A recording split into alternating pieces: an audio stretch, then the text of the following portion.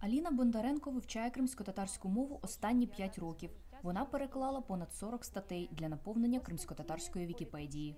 Коли я дізналася про марафони з наповнення кримськотатарської Вікіпедії, звісно, я не могла лишитися осторонь, адже я за власним досвідом знаю, як не вистачало ресурсів кримськотатарською мовою на просторах інтернету під час вивчення цієї мови. Я обирала теми саме зі 100 статей, які стосуються кримськотатарських тем та українських, тому що там теж були дуже різноманітні статті і про постатей кримськотатарського народу, або просто важливих для Криму постатей, і про географічні об'єкти, і про міжнародні організації.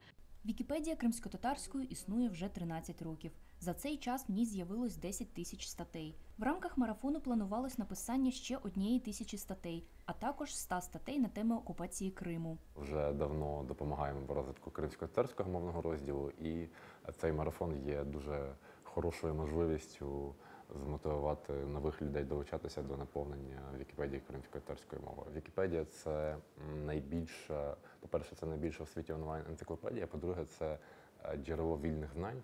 Вікіпедія безкоштовна, не бере грошей за доступ, не продає рекламу. І, відповідно, Вікіпедія є таким потужною базою вільних знань, яка корисна всьому людству. Щонайменше 10 найактивніших авторів чекають сувеніри та матеріальні призи. Про це розповів заступник міністра з питань реінтеграції тимчасово окупованих територій України Снавер Сейдхалілів. Маючи дуже розвинутий ресурс на кримськотатарській мові, це дуже такий вагомий крок вперед на шляху розвитку мови.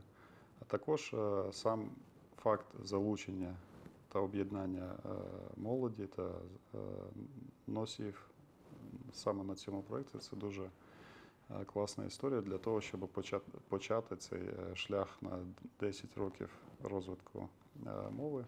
Це створювати саме масив кримськотатарських текстів, саме паралельних текстів, тому що це дуже важливо для створення потенціалу автоматичного перекладу. Тому що якщо брати історію розвитку кримськотатарської мови, Вікіпедія, то це перший стрибок був у 2014 році, якщо я не помиляюсь, у саме кількості статей написаних. І зараз це другий такий стрибок. Тобто ми робимо другий рекорд в історії Вікіпедії.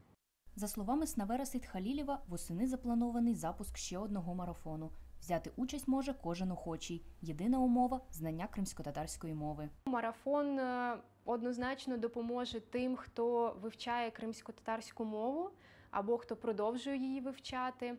Окрім того, він стане слушним кроком у розвитку та популяризації кримськотатарської мови в Україні. Анастасія Рашко, Максим Терещенко. Новини на Суспільному. Крим.